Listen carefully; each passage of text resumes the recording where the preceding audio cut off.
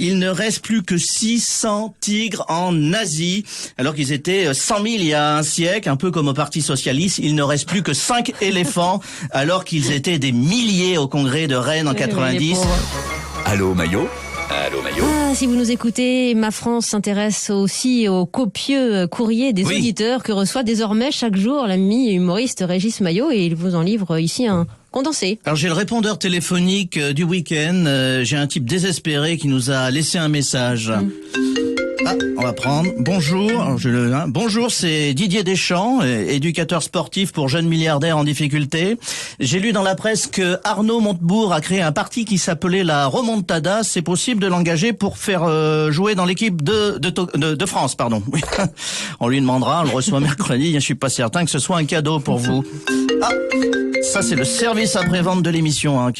Olivier Véran nous a laissé un message. Ah oui, sa petite vidéo a été bien vue. Oui. Exactement. Merci encore Wendy pour votre invitation de vendredi. Grâce à vous, j'ai réussi à me fâcher avec Jean-Michel Blanquer sur la question des allocations scolaires et Gérald Darmanin sur celle du cannabis. Il était un peu chargé, votre café au calva.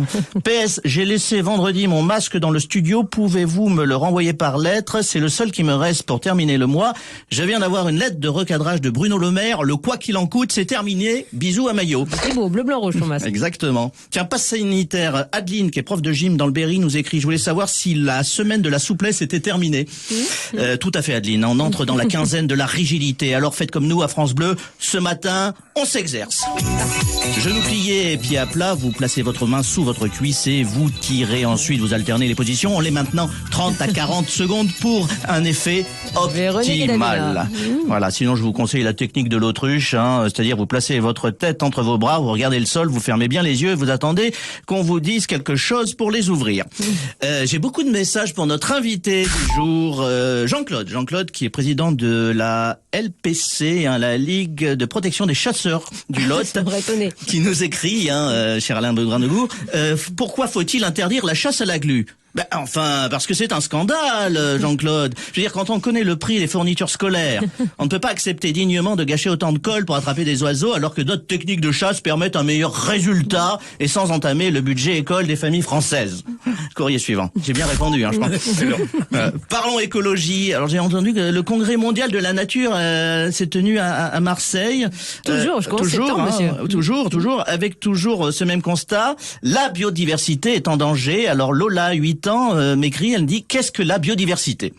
Eh bien Lola, c'est très simple. La biodiversité, c'est le tissu vivant qui couvre notre planète. Et ces derniers temps, il a tendance à rétrécir comme un slip chinois au premier lavage.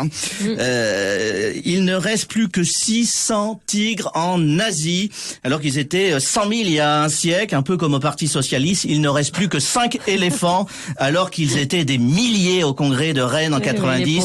Il faut agir vite.